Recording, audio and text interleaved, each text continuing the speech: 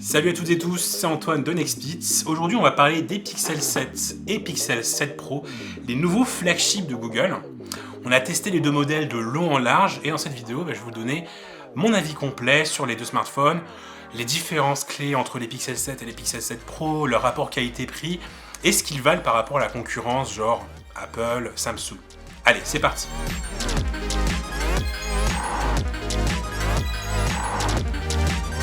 On va d'abord parler des différences clés entre les Pixel 7 et Pixel 7 Pro. Le modèle de base il est vendu 649 € et le modèle Pro 899 €.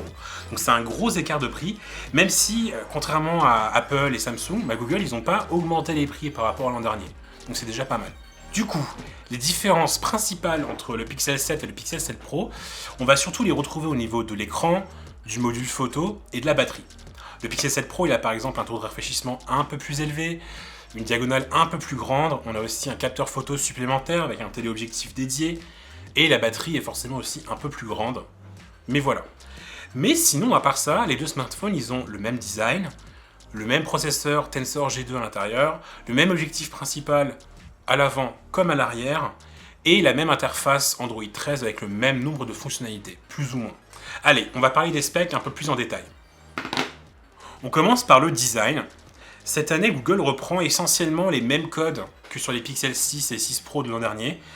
C'est juste qu'il a rajouté un peu plus d'aluminium un peu partout, notamment au niveau de la camera bar, donc cette fameuse barre latérale qui accueille le module photo. Moi, personnellement, je préférais l'ancien look qui était 100% en verre, que je trouvais plus futuriste, plus cool, un peu plus iconique. Là, bon, on a de l'aluminium un peu partout, ça rend le module photo plus visible, et ça promet aussi d'être plus solide, mais personnellement, moi je préférais le look de l'an dernier. Les Pixel 7 et Pixel 7 Pro, c'est clairement pas des smartphones compacts. Ils sont un peu massifs, moi j'ai trouvé épais et un poil lourd. Il faut quand même compter 212 grammes pour le Pixel 7 Pro et 197 grammes pour le Pixel 7 de base. Après, voilà, ils sont certifiés IP68 pour l'étanchéité. On a du Gorilla Glass Victus à l'arrière comme à l'avant. Et on a aussi un cadre en aluminium. Bref, ça coche toutes les cases d'un design premium. Cette année, on a le droit à 3 coloris. Donc il y en a 2 qui sont communs aux deux modèles. Donc c'est le blanc neige que vous voyez ici et le noir volcanique que vous voyez ici. Et après, il y en a un chacun qui est exclusif à chaque version. Donc pour le Pixel 7 de base, c'est le coloris vert citron. Et pour la version Pro, c'est le coloris vert sauge. De mon côté, je préférais quand même vachement le look des Pixel 6 de l'an dernier. J'aurais aussi préféré un revêtement mat au dos plutôt que le vert brillant là qui attrape les traces de doigts. Mais voilà, c'est vraiment une question de goût, c'est purement subjectif. Pour l'écran, on a une dalle OLED de 6,3 pouces en résolution Full HD+, sur le Pixel 7, et une dalle AMOLED de 6,7 pouces en résolution QHD+, pour le Pixel 7 Pro. Le Pixel 7 Pro, il a aussi un taux de rafraîchissement un peu plus élevé de 120 Hz contre les 90 Hz du Pixel 7. On en retrouve la technologie LTPO 2.0 qui permet de faire varier ce taux de rafraîchissement de façon plus précise entre 1 et 120 Hz. Donc voilà, ça c'est bien pour l'autonomie, pour la batterie. Et le modèle Pro a aussi une luminosité sur le papier plus importante de 1500 au lieu de 1400 nits maximum. Voilà pour les specs. Concrètement, sur les deux modèles, la qualité de l'écran elle est vraiment excellente. On ne voit pas la différence de taux de rafraîchissement à l'œil nu, c'est vraiment imperceptible. Et même pour la luminosité maximale, Google il a fait ses mesures que sur 5% de l'écran pour les mesures maximales, les 1500 et les 1400 nits.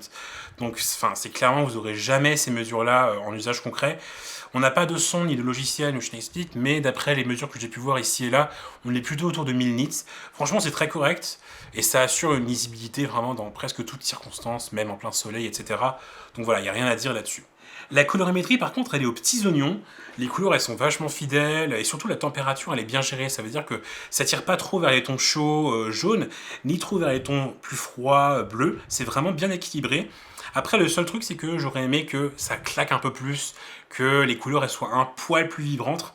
Et surtout qu'en fait, dans les paramètres de l'écran, si on regarde ce que propose Google dans Android 13, il n'y a pas grand chose en fait pour personnaliser la colorimétrie. On a vraiment voilà, le choix entre naturel et adaptatif. Voilà, ça s'adapte à la luminosité ambiante. Mais c'est pas hyper poussé, j'aurais aimé avoir un peu plus d'options. C'est tout. Côté photo, les Pixel 7 et Pixel 7 Pro, ils ont quasiment le même module photo. On a le même objectif principal de 50 mégapixels, on a le même ultra grand angle de 12 mégapixels et la même caméra selfie de 10,8 mégapixels.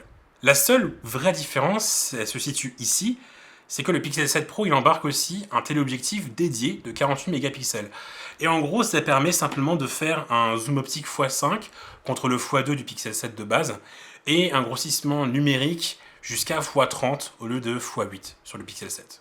Du coup, sans surprise, le zoom il est forcément de meilleure qualité sur le Pixel 7 Pro, surtout si on pousse le grossissement. En x2, il n'y a pas vraiment de différence, mais si on pousse le grossissement au-delà sur le Pixel 7, ça va commencer à se voir, parce que justement sur le Pixel 7, en fait, comme il n'y a pas de téléobjectif, il va simplement opérer un découpage, recadrage à partir des photos prises en pleine résolution avec l'objectif principal. Et du coup, logiquement, on perd en qualité, en niveau de détail, etc. Alors que là, c'est moins le cas. Mais après, en x2 et même jusqu'en x5 sur le Pixel 7, j'ai trouvé le résultat parfois meilleur que sur les smartphones qui sont dotés d'un téléobjectif dédié. Et il faut aussi dire qu'il y a finalement pas beaucoup de gens qui utilisent le zoom vraiment à fond, surtout au-delà du grossissement x2, quoi. L'objectif principal, c'est le même sur les deux modèles de 50 mégapixels. Il s'en sort vraiment très très bien dans toutes les circonstances, de jour comme de nuit. Et c'est essentiellement grâce au traitement logiciel de Google, pas grâce au hardware. On a des photos vraiment super riches en détails et surtout la plage dynamique est vachement large, c'est-à-dire que c'est des photos, des scènes complexes avec une exposition complexe, c'est-à-dire il y a beaucoup d'ombre, beaucoup de lumière d'un côté. L'un ne prend pas le pas sur l'autre, c'est-à-dire que le contraste et l'exposition restent toujours bien équilibrés et ça permet vraiment une bonne lisibilité de la scène. Et on peut même ajuster manuellement et séparément le contraste, la température des couleurs et la luminosité. Donc c'est vraiment avec les trois curseurs là qui sont disponibles dans l'application photo. Donc ça, je trouve ça vraiment super. Ensuite, le mode portrait, il est toujours aussi propre, les photos elles sont réussies, le détourage il est vraiment très net. Et on a du coup maintenant le niveau de grossissement x2, donc ça permet de prendre des photos portraits comme elles devraient être prises, c'est-à-dire en x2, parce qu'en x1, l'angle est un peu trop large et du coup ça force un peu à se rapprocher du sujet. Les selfies, moi j'y trouve un peu décevant, ça passe, mais il y a beaucoup de lissage numérique quand même qui se voit. Et après, l'ultra grand angle, il s'en sort correctement de jour. Il y a quelques soucis de cohérence colorimétrique entre l'ultra grand angle et le grand angle. Mais en fait, de nuit, c'est vraiment catastrophique. Même en basse lumière, c'est difficilement exploitable, vraiment. Après, sur le Pixel 7 Pro, cet objectif-là, il permet aussi de prendre des photos macro, ce qui n'est pas possible sur le Pixel 7. C'est cool, c'est super. Perso, moi, je prends jamais de photos macro. Je sais pas qui prend des photos de macro. Je ne juge personne. Voilà, ne m'attaquez pas. De nuit, le mode Night Sight de Google, qu'on connaît déjà très bien, il s'en sort vraiment, encore avec brio. Moi, vraiment en grand angle, donc en x1, toutes mes photos, elles sont toutes réussies. J'ai vraiment pas de soucis là-dessus. En x2, ça passe encore. En ultra grand angle, comme j'ai dit, c'est vraiment pas exploitable. En tout cas, vraiment, c'est très très compliqué. Après, on peut choisir entre deux modes pour le night sight, c'est-à-dire on peut choisir entre un mode automatique, qui est automatique, du coup, qui va ajuster le temps d'exposition automatiquement en fonction de la luminosité ambiante. Et après, on peut le passer aussi en mode max. Et donc là, le mode max, par rapport au mode auto, en gros, ça double en moyenne le temps d'exposition. Mais je trouve que c'est pas réussi ou c'est pas que c'est pas beau, c'est juste qu'en fait ça dénature trop le côté nocturne des photos. Donc t'as l'impression d'avoir une vision chauve-souris, une vision nocturne, les chauves-souris ça ne voit pas. Mais voilà, donc ça dénature un peu trop le côté nocturne des photos, ça fait pas assez naturel, ça fait bizarre. Côté vidéo, ce qui est bien avec les Pixel 7 et Pixel 7 Pro, c'est qu'ils peuvent enregistrer en 4K 60 fps avec tous les objectifs. Selfie, grand angle, ultra grand angle, ça c'est vachement rare, même sur cette gamme de prix. Et c'est vachement cool parce que ça permet une polyvalence des prises de vue qui est très sympa. Un autre truc côté vidéo, c'est que Google nous a sorti sa propre version du Cinematic Mode d'Apple. Donc, vous savez, cet effet de flou d'arrière-plan, effet bokeh appliqué aux vidéos, comme si vous étiez dans un film, d'où le nom mode cinéma. Et du coup, il a savamment appelé Cinematic, non pas Mode, mais Cinematic Blur sur le Pixel 7. Blur pour flou. Et honnêtement, on a testouillé un petit peu. Ça marche pas ouf. On va y consacrer un article et une vidéo séparée. Mais voilà, c'était vraiment pas foufou. La mise au point est très capricieuse. Surtout quand on est en extérieur et quand l'arrière-plan est complexe, donc il y a beaucoup de choses en arrière-plan. Sur un fond uni comme ici, ça passerait. Mais voilà, après en matière de photo, et surtout en fait à ce prix-là, les nouveaux pixels, ils sont difficilement détrônables, moi je dirais même presque imbattables. Mais après, il faut vraiment pas s'arrêter aux mégapixels ou au nombre de capteurs. Ça, vraiment, la vraie force de Google, c'est le traitement logiciel. On passe aux performances. Du coup, sur le papier, les Pixel 7 et Pixel 7 Pro, ils sont dotés du même processeur, le SoC Google Tensor G2, la deuxième génération. C'est une puce fabriquée par Samsung selon un procédé en 4 nanomètres. Elle est couplée à un GPU Mali G710. Et après, tout ça, c'est supporté par de la RAM LPDDR5 et du stockage UFS 3.1, donc c'est très bien. Après, le Pixel 7 Pro, il a un peu plus de RAM avec une version qui va jusqu'à 12 Go contre 8 Go seulement pour le Pixel 7. Mais voilà, les 8 Go, ça suffit amplement pour toutes vos tâches. En termes de performance, on est vraiment sur des résultats très similaires à ceux obtenus avec le premier SoC Tensor sur les Pixel 6 et 6 Pro de l'an dernier. Donc voilà, c'est clairement pas les smartphones les plus puissants du marché. C'est nettement moins puissant qu'un iPhone ou même que d'autres smartphones Android avec les puces de Qualcomm, genre le Snapdragon 8 Plus Gen 1 ou même le 8 Gen 1. Mais voilà, ça c'est vraiment les benchmarks. Donc en termes d'usage concret, mais un usage gaming par exemple, moi j'ai pu faire tourner Call of Duty Mobile ou Apex Legends Mobile sans souci, en 60 fps quasi constant, avec les graphismes au max, donc vraiment il n'y a pas de souci là-dessus. J'ai pas noté de surchauffe, ni sur le Pixel 7 Pro, ni sur le Pixel 7. Par contre, c'est clair et net qu'il y a une différence en termes de stabilité, c'est-à-dire que les performances sur le Pixel 7 Pro, elles sont beaucoup plus stables. Et c'est, je pense, lié au bridage thermique, donc le fameux thermal throttling dont on parle toujours, qui est un poil plus agressif sur le Pixel 7. Donc en fait, c'est juste que le smartphone se ralentit lui-même pour ne pas surchauffer. Et du coup, c'est pas flagrant. Genre, vous n'avez pas genre un gros drop de FPS d'un coup. C'est progressif. Mais je pense que vous pouvez le noter sur une longue session de jeu un peu intense. Après 1 heure et demie, etc., vous pouvez noter, je pense, une baisse progressive des FPS. Donc voilà, ça en tout cas, c'est ce que j'ai noté moins sur le Pixel 7 quand j'ai testé. Et on l'a pas observé sur le Pixel 7 Pro. Voilà. Dans tous les cas, les Pixel 7 et les Pixel 7 Pro, c'est vraiment pas des smartphones gaming, mais ils sont pas vendus comme tels. Et surtout, en termes de performance, que ce soit des performances brutes, mais aussi la stabilité sur les longues sessions, vraiment c'est amplement suffisant pour la totalité du catalogue sur le Play Store. Il n'y a vraiment pas de souci. Vous pouvez jouer vraiment sans problème et surtout sans faire de grosses concessions sur les graphismes. On enchaîne avec la partie interface OS. Du coup, les nouveaux pixels, ils tournent logiquement sur le nouvel OS mobile de Google, Android 13. Google, il promet 3 mises à jour d'Android majeures et 5 ans de patch de sécurité. C'est vraiment tout à fait correct, c'est moins bien que Samsung, mais ça reste vachement mieux que la plupart des autres fabricants Android. Et surtout, comme c'est Google, normalement les patchs de sécurité, ils arrivent aussi de façon plus ponctuelle. Donc voilà. En termes de fonctionnalité, il n'y a pas de grosse différence fondamentale par rapport à Android 12. On retrouve toujours les thèmes dynamiques qui permettent d'adapter la couleur de l'interface à la couleur du fond d'écran, un peu comme là. Le look vraiment de l'interface, du menu déroulant, l'accès rapide, tout ça reste quand même assez familier. On a toujours les nouveaux widgets sur l'écran d'accueil, etc. Donc il n'y a vraiment pas de grosses nouveautés. Après, il y a quelques nouvelles options un peu funky que Google a déployées et dont les Pixel 7 et Pixel 7 Pro, en tout cas pour certaines, gardent pour l'instant l'exclusivité. Je vais les lister un peu sur le tas, essayer de vous montrer un peu comment ça marche. Mais voilà, c'est pas du tout critique ou essentiel à l'expérience utilisateur. C'est juste des petits bonus comme ça que je trouve sympa. Je peux commencer par parler par exemple de la fonction qui permet de retranscrire en texte les messages vocaux qu'on vous envoie. Moi personnellement, je déteste les messages vocaux. J'ai horreur de les écouter jusqu'au bout. Je préfère clairement qu'on m'envoie un texto plutôt qu'un message vocal. Voilà, je ne juge personne encore une fois, chacun fait ce qu'il veut, chacun préfère ce qu'il veut, mais moi c'est mon cas. Et du coup Google, dans l'application Message, donc ça marche pas ailleurs, ça marche pas dans WhatsApp, etc. Mais dans l'application Google Message, quand quelqu'un vous envoie une note vocale comme ici, tac, et désolé, c'est en anglais, c'est ma collègue Camilla pour nextpeak.com. Et du coup, tac, là, voilà, vous pouvez, vous voyez, hop, il y a un petit onglet afficher la transcription. Et du coup, ça retranscrit plus ou moins correctement, vraiment. C'est pas du 100%. Des fois, si on bégaye ou on n'articule pas assez, comme moi souvent, ça retranscrit pas à 100%, mais dans la plupart des cas, ça marche très bien.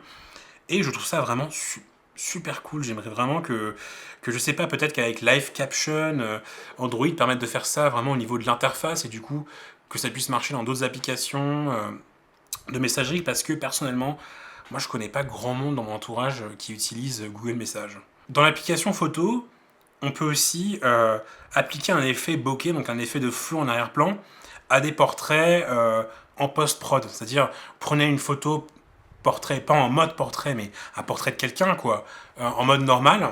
Mais après coup, vous vous dites, bah, ce serait pas mal de flouter l'arrière-plan, parce que voilà, il y a un truc pas joli, ou bref, vous préférez juste avoir un effet bokeh après coup, a posteriori, bah, du coup, vous pouvez le faire très facilement, voilà, depuis l'application photo. C'est dans les outils, normalement, tac, voilà, dans Tools, tac. Et il y a le Portrait Blur, tac. Et du coup, ça permet, vous voyez mon visage magnifique. Donc là, vous pouvez choisir l'intensité de l'effet de flou, la profondeur de champ que vous voulez simuler, si vous voulez vraiment ressortir en relief par rapport à l'arrière-plan ou un peu moins. Moi, je vais tout laisser là par défaut. Je vous montre un peu voilà, ce que ça donne. Là, du coup, là, on est vraiment... là, c'est le maximum. Tac, et du coup, tac, vous pouvez simplement enregistrer. Et voilà, ça permet d'appliquer un effet bokeh après coup. Donc ça, c'est plutôt sympa.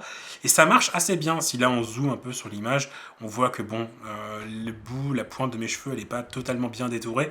Mais voilà, ça passe, quoi. Là aussi, je trouve que l'oreillette de mon écouteur, bon, enfin de mon casque, pardon, elle n'est pas non plus super. Elle est même carrément floue.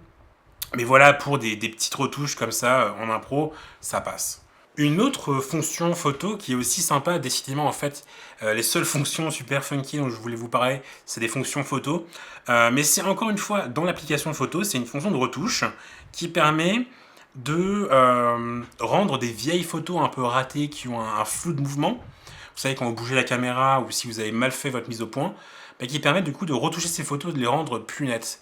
Et ce qui est intéressant, c'est que Google prétend que ça marche avec n'importe quelle photo, prise avec n'importe quel appareil. Donc c'est pas forcément des photos que vous venez de prendre avec le Pixel 7 ou le Pixel 7 Pro, ça marche vraiment avec n'importe quoi. Et du coup, moi, dans mes dossiers là, de Google Photos, j'ai retrouvé une vieille photo de mon chat de 2020, quand je vivais encore à Paris.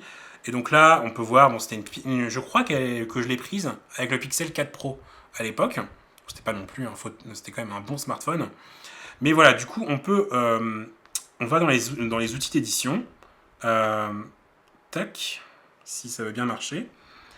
Et tac, dans Tools, du coup, voilà, on a la fonction Unblur, donc déflouter, qui permet du coup de donner plus de netteté, plus de piqué, en fait, au cliché.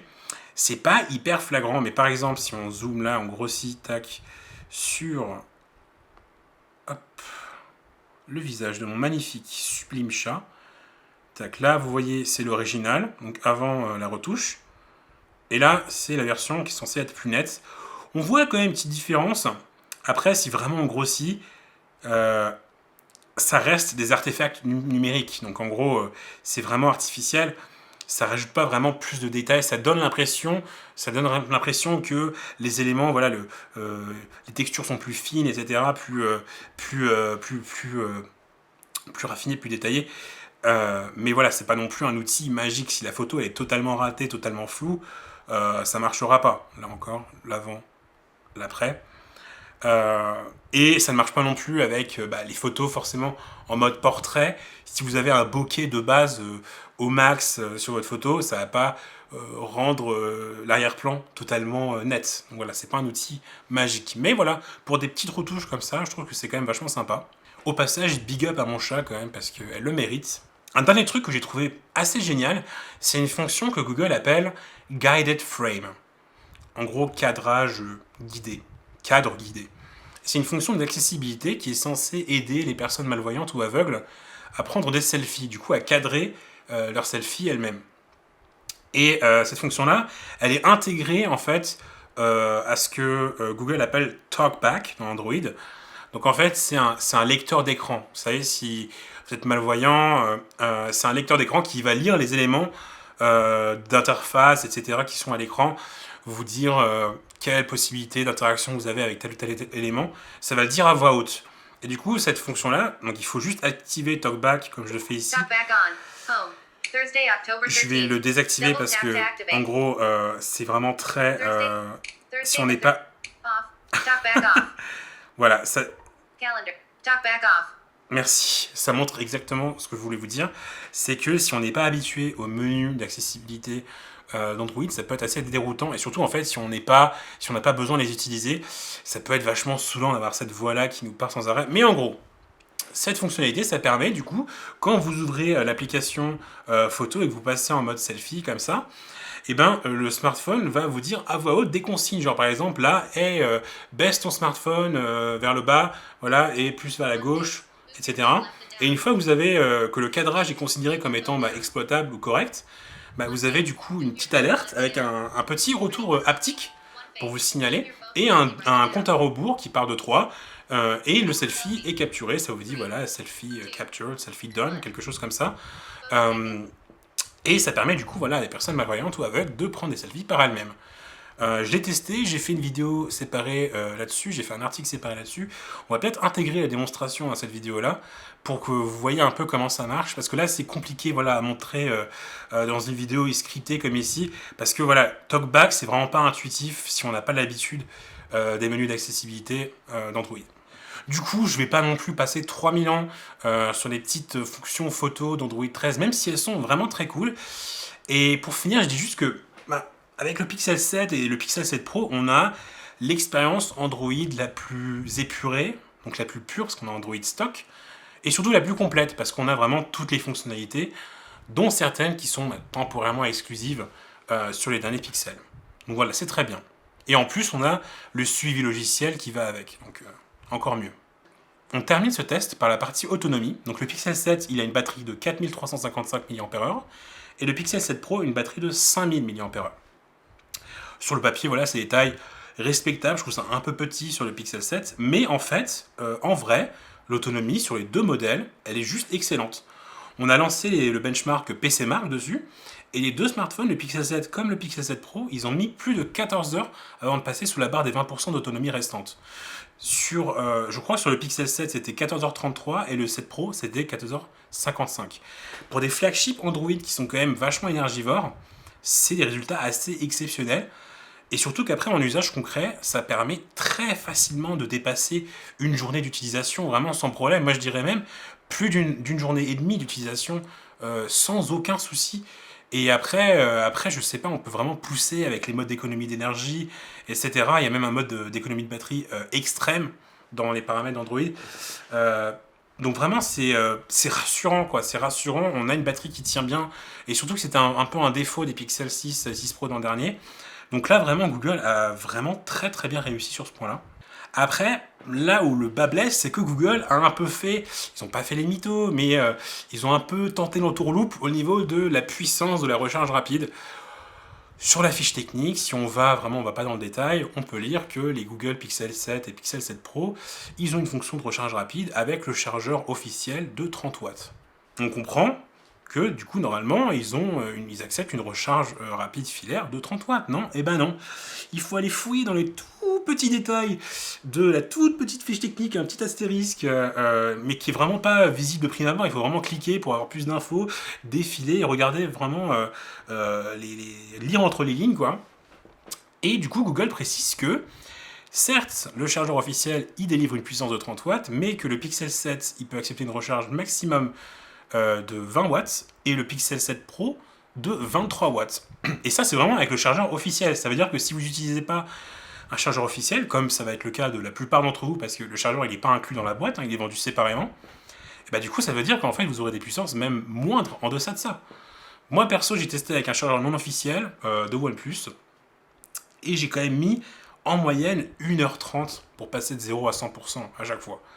Donc, sur le papier, comme en usage concret, pour moi, c'est totalement anachronique en 2022. C'est même plus qu'anachronique, en fait, c'est indigne de cette gamme de prix. C'est un flagship, voilà, c'est pas... je veux pas mettre 1h30 à recharger mon smartphone.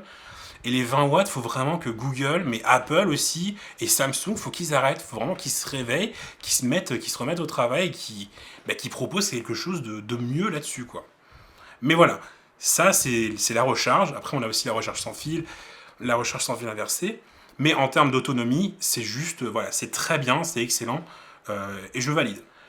Du coup, on arrive à la conclusion de cette très longue vidéo, et mon avis complet, définitif, sur les Pixel 7 et Pixel 7 Pro, il est carrément positif.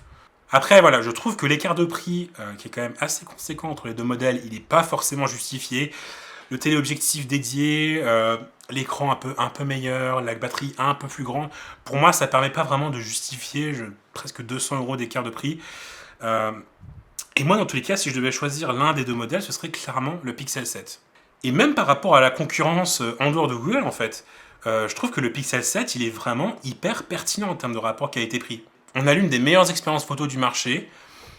On a l'une des meilleures expériences logicielles, sauf si Google répète les déboires qu'on a connus avec les Pixel 6 et 6 Pro l'an dernier, qui n'étaient pas sur tous les modèles, mais voilà. Et on a une excellente autonomie.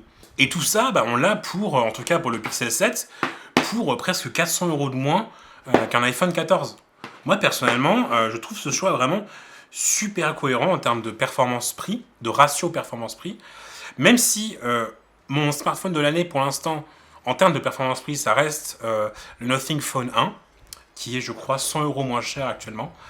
Mais voilà, si vous voulez monter un petit peu plus en gamme, parce que le Nothing Phone 1, ça reste quand même un milieu de gamme premium, là, avec le Pixel 7, on est vraiment sur un flagship, on est sur un smartphone haut de gamme, qui est abordable, certes, mais c'est quand même une montée en gamme, c'est une gamme supérieure. Donc si vous avez genre 100 € de plus par rapport au Nothing Phone 1, et que la photo, c'est quand même votre critère d'achat principal, ou en tout cas l'un de vos critères d'achat principaux, le Pixel 7, il est totalement pertinent pour vous, en fait. Et le Pixel 7, en fait, c'est un excellent choix. C'est peut-être même le meilleur sur ce segment, voilà, sur ce ratio performance-prix. Voilà, du coup, cette vidéo, elle est enfin finie pour de vrai, c'est promis. Merci à celles et ceux qui ont regardé jusqu'au bout, si vous l'avez fait. N'hésitez pas à nous poser des questions sur les modèles. Nos tests ils sont déjà disponibles sur nextpeed.fr, donc je vous invite à aller les voir. Mais n'hésitez pas à nous poser des questions dans les commentaires s'il y a des éléments qu'on n'a pas mentionnés dans la vidéo ni dans nos tests sur le site. On essaiera d'y répondre le plus vite possible. N'hésitez pas à nous dire non plus ce que vous avez pensé des modèles, si vous avez pu les essayer, ou en tout cas si vous avez lu plusieurs tests ici et là, et si vous avez fait votre propre avis et que vous êtes d'accord ou pas d'accord surtout. Voilà, n'hésitez pas à nous faire des retours. Si la vidéo vous a plu, si ça vous a intéressé, pensez à vous abonner à la chaîne, ça nous incitera à faire plus de contenu, à poster plus régulièrement si possible. On fait vraiment de notre mieux. Dans tous les cas, moi je vous dis à la prochaine, à très vite pour un nouveau test ou une prise en main. Ciao!